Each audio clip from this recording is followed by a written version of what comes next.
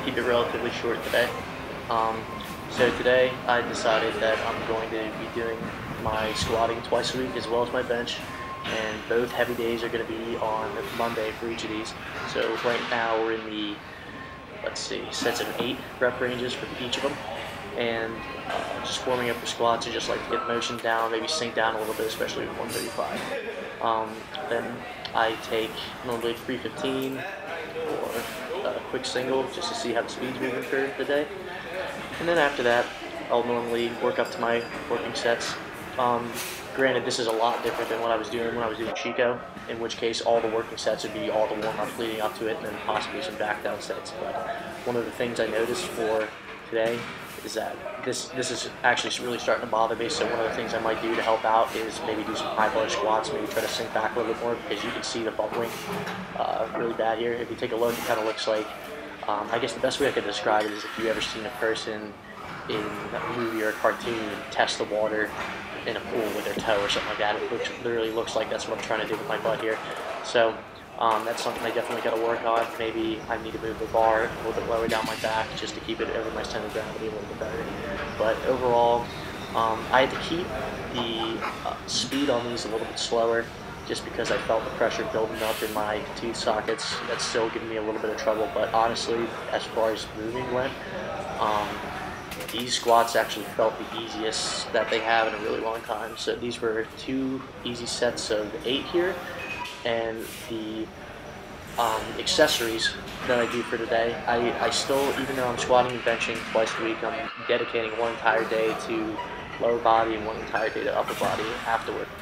So following this, I just worked into my regular bench press sets, and again, it's following the same scheme as these squat sets are. So right now I'm on these sets of 8 weeks. Last week I was in sets of 10, and they're going to keep dwindling down. The intensity is going to keep lowering, or excuse me, it's going to keep raising while the volume starts to lower as the week goes on. And in which case, probably after I'm done my sets of 5 for each of these, I'm probably going to have to cut down to maybe just 1 day a week of each of these, and then maybe 1 speed day for each of these. So what's probably going to happen is I also have to get some work done on just technique by itself. I think I've gotten too used to taking the hand off by myself. You can see on this set, I fixed it a little bit, but my bar path was just straight up and down on the set prior. And having the hand off, I think, helps really get that J curve, because you should have some more shoulder flexion than you see me having here, at least in the first set here. This looks a lot better. But yeah, shoulder flexion is the key to the lockout for the most part, and having a hand off really ends up helping that. So after I got my working sets done of just regular bench press, you'll see me do just some accessory work. Like my triceps, for instance, need a little bit of work, so I really tried to hammer down this close grip bench press here with 245 pounds. After that, I really didn't do much else, just some other accessory work with lower volume. So I ended up working to another pressing movement with incline barbell press. That wasn't filmed, that was actually on my Instagram. And I always end up doing an AMRAP at the very end of some bench variations, and I ended up hitting 13, I would say 13 and a half on these board presses here, which should somewhere be in the range of around 400 pounds if I was just doing this for a single. Granted, the higher reps you do, the less accurate it gets, but you can see I'm a little bit frustrated here, but that's prior to me calculating this out. But I don't know, I don't feel so bad about it for being fatigued. But other than that, just finished up with a little bit of back work and some flies for pec health, and I guess a little bit of cardio because my weight loss started to become a little bit stagnant with just 30 minutes. So I've upped it to 35 minutes for 6 days a week, and I guess we'll see where that takes me.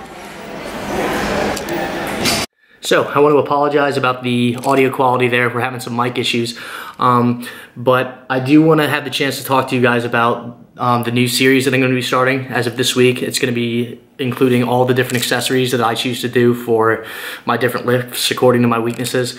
It's just going to go over common misconceptions with each of these exercises, what you're really looking for in the movement, different styles of doing each movement, and the reasoning behind them to bring up each of your main compound lifts.